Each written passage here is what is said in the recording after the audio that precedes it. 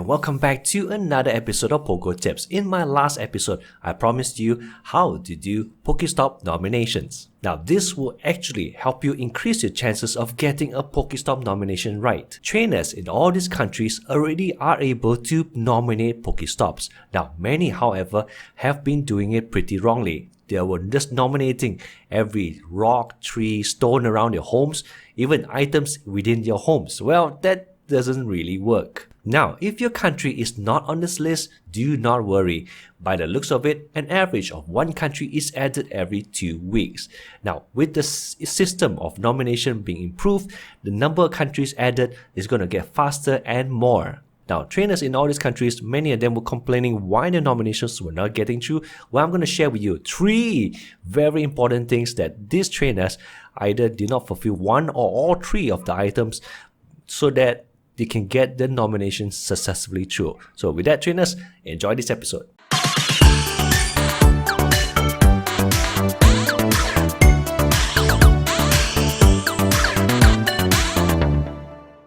This week was a very interesting week. I actually hatched a Bonsly, which I totally didn't expect. I also caught a Snorlax at home. So it's a very, very fun week right here. And I came in second place in a PvP tournament. That's right, that's the second time I came in second place at a local tournament. So guys, thank you so much for organizing it. Oh, damn! And for the Treco Community Day, it rained so hard I actually came back home and caught 4 shinies right here, which I promptly evolved all of them to be Sceptiles. Now, I'm really happy with the 3 to 6 format all around the world simply because it was way less hotter. Now, in the past, trainers were literally fainting at the parks because it started way before high noon and then into lunchtime, and then if trainers were just trading until 3 o'clock, some of them were dehydrated and some actually passed out. So yes, requiring a lot of revives. So I'm really happy with this 3 to 6 format. It is so much cooler in the evenings. And one of my best friends, Aaron, sent me a screenshot of a Delga that ran away from him. It was his very first Delga raid due to work considerations. And I didn't have the heart to tell him on the phone that it was 100% that ran. So Aaron, here's YouTube telling you that it was 100%.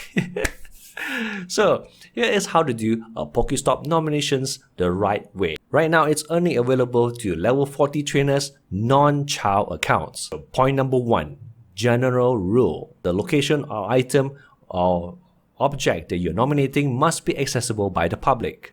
It must be interesting, or at least a point of interest, be it a public library, a memorial, a public park, or even a place of worship. Preferably, it should have a good story behind it. It also must not be anything alive or recently alive.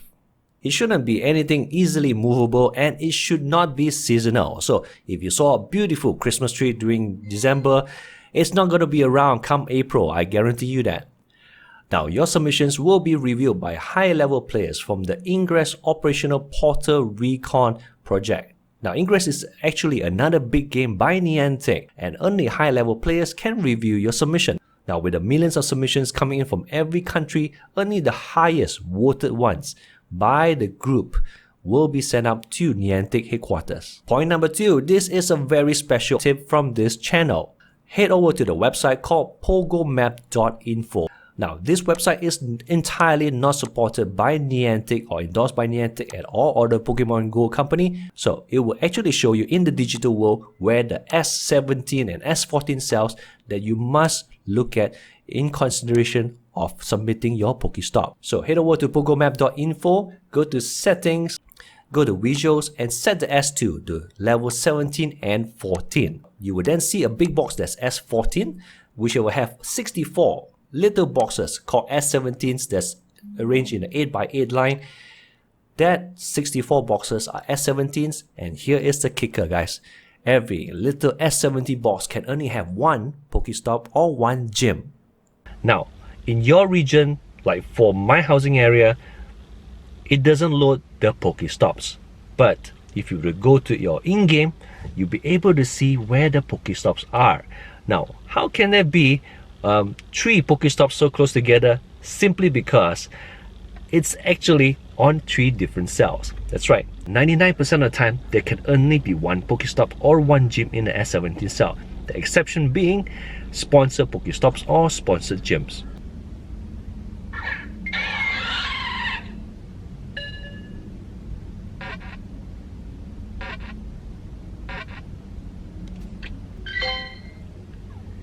Alright trainers, I'm at my local gym stop which has 2 gyms very close together. It's right in front of a hotel and there is a Pokestop just across the street. Now, if you would take a look at PogoMap.info, you'll be able to see, even though it doesn't show or update in a lot of areas like including mine, you'll be able to see that the gyms are actually in 2 different S17 cells and the Pokestop across the street is in a different S17 cell. So another classic example that every S17 cell can have only one Pokestop or one gym. Now, for S14, we'll talk about it another time. There's a ratio of number of Pokestops to create gyms. Well, we'll leave that for another episode. And number 3, submitting the portal application. Now, to help me out with this part, I got my dear friend Tong from his channel, The Last Hot Sauce. Trainers, do check him out. He is an awesome guy. We communicate on a daily basis and we do PvP, and he's halfway around the world. Now, this is an example of him doing a Pokestop nomination. Next up is taking the picture. Alright, let's get that picture real fast. Alright, get that. I gotta get it at a good angle to like not have anybody in the picture and to like show that, you know, pretty much a clear picture of it. Alright, got it. Now it asks for another picture to show that it's in a good location, it's in an accessible location to the public. It's not in your back, it's not in your room or something like that basically. So we're gonna pretty much take a picture of it right here. Show you guys. So I know the sun's coming down, it's not like the clearest picture, but it does a job. It paints it, you know, this picture is not gonna be used for the Pokestop, but it's just used to give the OPR members an idea that this location is public, it's safe, it's open, and players can get it anytime. Alright, now the last step is to have a title and a description, and then I gotta write a description because I don't know how to call it or like how to label it properly. I'm just gonna say what I see. So I'm gonna be like orange, red, and purple arrows. Public. Okay, all right, got it. That's probably the best thing I can do. I'm sure there's a better way of describing it, but you do what you can. Lastly, is just to check everything going through like this. Okay, everything's correct. Make sure you don't have any spelling errors or grammatical errors. It could potentially, you know, lead to your confirmation being rejected. Lastly, they ask you to talk about why you think this nomination should be a Pokestop. It has a beautiful artwork and public accessible, it's safe, it's easily seen by people, so those pretty much meets all the criteria for the Pokestop. With the picture being nice, the GPS location is a little off, but it's still in an S17 cell, so it's in the ideal location for a Pokestop. Along with, yeah, it's pretty much, it should be a Pokestop. I'm gonna click send. Got it. I sent it off. I should get an email, a confirmation. I'm excited. Wish me luck. Now, once the nomination gets enough votes, it will go up to Niantic headquarters for the final hurdle. So trainers, this is another original tip which I learned from Tong from The Last Hot Sauce, is that it must be on Google Map.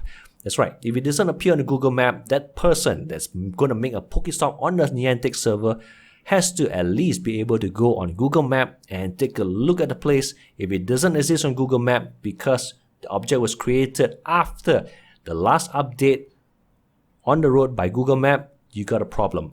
It might not exist, the application will be rejected. Now, if your applications haven't started in your country, do not worry, but please prepare ahead. Cooperate with other trainers in your neighborhood to nominate the same thing. Once the applications open up, applications will pile up by the thousands. That's right. So there's not enough time to evaluate every single thing, but if the same Pokestop kept on appearing from multiple trainers, then the chances of it getting approved is going to be way higher. So secondly, make sure it's on Google Map and go to pogomap.info to make sure that that cell does not have a Pokestop or a gym already. So with that, trainers, that's all the time we have for this week. I do hope you enjoyed this educational episode, and I'll see you next week. Thanks for watching.